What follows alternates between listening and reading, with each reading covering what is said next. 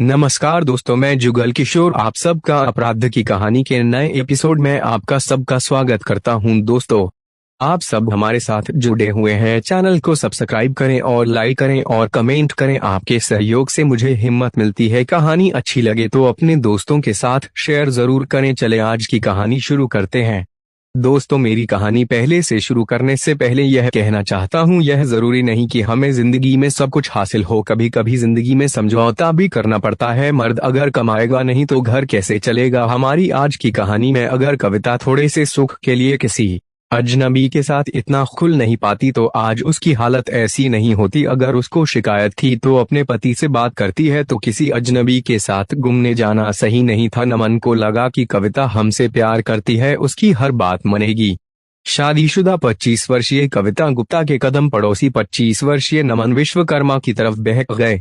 इसके बाद वह कविता को अपनी बाइक पर न सिर्फ घुमाता बल्कि उस पर दिल खोलकर पैसे भी खर्च करने लगा। वह कविता पर शादी का दबाव बनाने लगा, लेकिन कविता इसके लिए तैयार नहीं थी। इसी जिद में नमन एक दिन ऐसा कांड कर बैठा कि उसे जेल की सलाखों के पीछे जाना पड़ा। आखिर क्या किया नमन ने? 25 मई 2025 शाम का वक्त था, जब जबलपुर में बरगी डैम के किनारे बसे गांव बरबटी के लोगों ने डैम की तरफ से किसी बच्चे के रोने की आवाज सुनी। पहले तो लोगों ने इस पर ज्यादा ध्यान नहीं दिया, लेकिन जब बच्चे के रोने की आवाज लगातार आती रही तो कुछ लोग डैम की तरफ यह देखने चले गए कि पता नहीं कोई बच्चा इतनी देर से क्यों रो रहा है। जब गांव वाले वहां पहुंचे तो वहां का नजारा देखकर चौंक गए। डैम के किनारे एक युवती पड़ी थी। वह खून से लथपथ थी। उस घायल युवती के पास खड़ी 3 से 4 साल की बच्ची रो रही थी। इसी दौरान किसी ने इसकी सूचना बरगी चौकी में फोन द्वारा दे दी। सूचना मिलते ही चौकी इंचार्ज एसआई सरिता पटेल मौके पर पहुंच गईं। उन्होंने देखा कि वहां लगभग 25 साल की निहायत ही खूबसूरत युवती गंभीर रूप से घायल पड़ी थी, जिसके पास खड़ी कोई 3 से 4 साल की एक बच्ची लगातार मम्मी मम्मी कहते हुए रोए जा रही थी। एसआई पटेल ने बिना वक्त जाया किए घायल युवती को इलाज के लिए मेडिकल कॉलेज जबलपुर भेज दिया। डॉक्टरों ने तुरंत उसका इलाज शुरू कर दिया, लेकिन 27 मई को 2 दिन के उपचार के बाद घायल युवती ने दम तोड़ दिया। दम तोड़ने से पहले पुलिस को युवती अपना नाम कविता गुप्ता निवासी बलदेव बाग जबलपुर बता चुकी थी। उसने पुलिस को यह भी बताया कि उसके ऊपर हमला उसके पड़ोस में रहने वाले युवक नमन विश्वकर्मा ने किया था। कविता गुप्ता की मौत के बाद पुलिस ने बलदेव बाग के ही रहने वाले नमन विश्वकर्मा के खिलाफ हत्या का मामला बीएनएस की धारा 109 के तहत दर्ज कर लिया। नमन आपराधिक प्रवृत्ति का युवक था। उसके खिलाफ थाने में कई मामले दर्ज थे। आरोपी नमन को गिरफ्तार करने के लिए एसपी जबलपुर संपत उपाध्याय ने एडिशनल एसपी ग्रामीण समर वर्मा के नेतृत्व में एक पुलिस टीम बनाई। टीम में एसपी सिटी अजुलयंक मिश्रा, थाना बरगी के एसएचओ कमलेश चौरिया, बरगी नगर चौकी incharge Sarita Patel, SI Munish Lal Kol, ASI Bhaiyalal Verma, head constable Uday Pratap Singh, constable Arvind Sanodia, Mithilesh Jaiswal, Sher Singh Baghel, सत्तन मरावी, राजेश्वर कड़े, सत्येंद्र मरावी, सुखदेव आहाके, रविवार शर्मा आदि को शामिल किया गया। पुलिस के पास आरोपी का मोबाइल नंबर पहले से मौजूद था। उस घटना के बाद से वह बंद था, इसलिए पुलिस मुखबिरों की मदद से नमन की तलाश में जुटी थी। हफ्ते भर बाद 1 जून को पुलिस को खबर मिली कि नमन घटनास्थल के पास जंगल में छिपाकर रखी अपनी बाइक लेने बरगी डैम आया है। इस सूचना पर पुलिस ने घेराबंदी कर उसे गिरफ्तार कर लिया।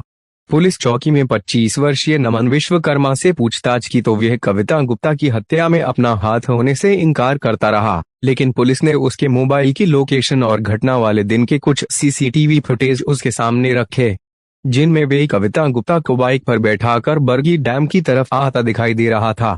ये सारे सबूत देखकर उसने कविता की हत्या करने का अपराध स्वीकार कर लिया।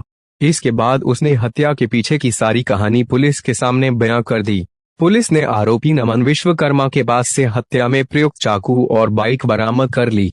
मध्य प्रदेश के जिला जबलपुर के कोतवाली थाना इलाके में स्थित संगम कॉलोनी बलदेव बाग में रहने वाली कविता गुप्ता का पति पुनीत गुप्ता सिविक सेंटर चौपाटी पर पाव भाजी का ठेला लगाता था। पति का सुबह का समय दुकान के लिए माल तैयार करने में निकल जाता था, जिसके बाद शाम को वह अपना ठेला लेकर सिविक सेंटर निकल जाता था। उसके बाद वह देर रात वापस आता था। कविता गुप्ता पढ़ी लिखी और खूबसूरत होने के अलावा मॉडर्न ख्यालों की युवती थी। वह जब जीन्स टॉप पहनकर बाजार में निकलती तो न तो कोई उसे शादीशुदा कह सकता था और न किसी खोमचे वाले की पत्नी। पति खूब प्यार करता था, कमाता भी अच्छा था, इसलिए कविता गुप्ता को पति से केवल एक ही शिकायत थी कि वह उसके लिए उतना समय नहीं निकाल पाता था जितना वह चाहती थी। शहर में मनाए जाने वाले त्योहार, उत्सव और दूसरे ऐसे मौकों पर जब लोग परिवार को लेकर घरों से बाहर निकलते थे, तब कविता गुप्ता को अकेले ही बेटी को लेकर उसे शहर की रौनक दिखाने जाना पड़ता था। क्योंकि ऐसे मौकों पर पति का धंधा ज्यादा चलने के कारण वह फ्री होने के बजाय और ज्यादा बिजी रहता था।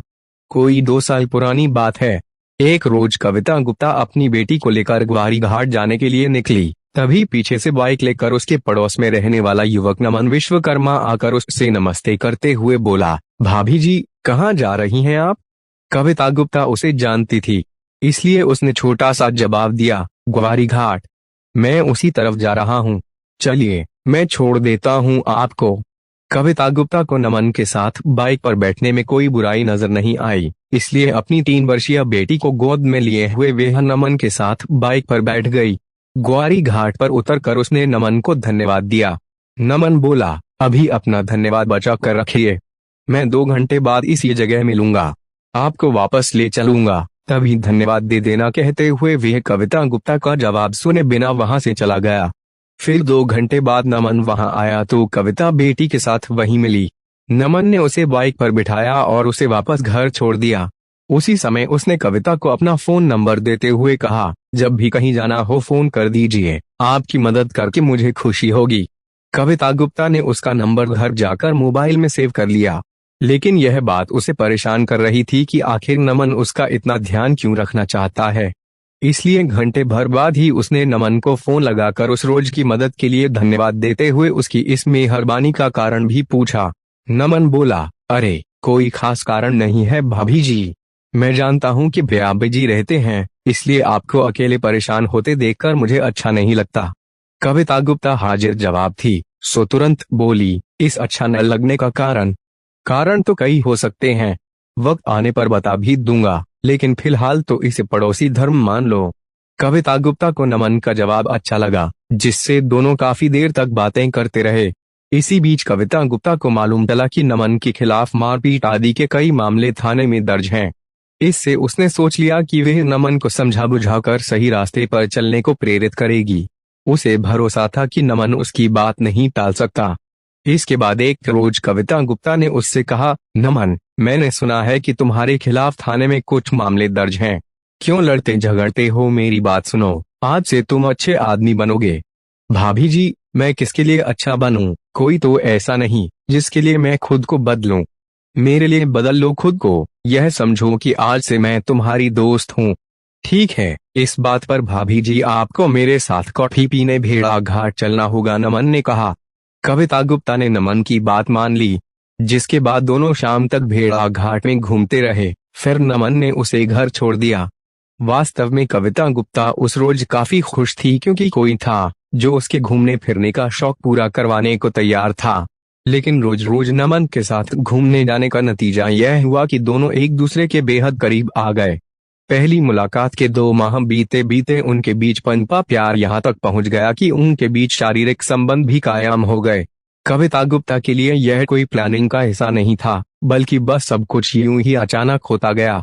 फिर जैसा कि होता है, वक्त के साथ यह रिश्ता उसके मन को भाने भी लगा, जिससे वह नमन के साथ लगभग रोज ही एकांत में समय बिताने लगी। बीच बीच में वह नमन को लड़ाई झगड़े से दूर रहने की हिदायत भी देती रहती, लेकिन वक्त के साथ नमन कविता गुप्ता के साथ शादी करने के सपने देखने लगा था। इसलिए साल भर के प्यार के बाद एक रोज नमन ने कविता के सामने प्रस्ताव रखा कि वह पति को छोड़कर उससे शादी कर ले। यह सुनकर कविता गुप्ता चौंक गई। उसने नमन को टालने के लिए बोल दिया कि ठीक है, मुझे सोचने का समय दो। इसी बीच एक रोज वह शादी समारोह में शामिल होने गई थी। इसी दौरान नमन ने उसे फोन किया, लेकिन समारोह में शोरगुल होने की वजह से वह उसकी कॉल रिसीव नहीं कर पाई तो नमन उसके घर आ धमका, जहां कविता का पति पुनीत गुप्ता मिला। नमन ने पुनीत से कविता के बारे में पूछा। इसी बात को लेकर उसका पुनीत से झगड़ा हो गया। तब नमन ने उसके पति के साथ मारपीट की और घर में तोड़फोड़ कर दी। कविता जब घर लौटी तो पुनीत ने उसे सारी बात बता दी कि यह सब नमन विश्वकर्मा ने किया है। इस घटना के बाद कविता गुप्ता समझ गई कि कितना भी घी गुड़ के साथ नीम खाओ वह कभी मीठा नहीं हो सकता, इसलिए उसने नमन से फोन पर बात करना पूरी तरह बंद कर दी। इससे नमन चिढ़ गया और कविता गुप्ता से आर पार का फैसला करने की बात सोच वे 25 मई 2025 को उसके घर जा पहुंचा। उस समय पुनीत गुप्ता घर पर नहीं था। आखिरी बार बैठकर बात करने की बात कहकर वे कविता गुप्ता को लेकर पल्सर बाइक से बरगी डैम पर बरबटी गांव के पास पहुंचा। उसने कविता गुप्ता से शादी करने वाली बात दोहराई और उससे साथ में भाग चलने को कहा, लेकिन कविता गुप्ता ने साफ मना कर दिया कि वह पति को छोड़कर नहीं जा सकती। तब नमन उससे झगड़ने लगा और उसने बटन वाला चाकू निकालकर उसके ऊपर लगातार कई वार किए। उसे मरा जानकर वह वहां से भाग गया। जाते समय उसने अपनी बाइक रमनपुर घाटी के पास जंगल में छिपा दी और कपड़े बदलकर बस से सिवनी फिर रायपुर चला गया।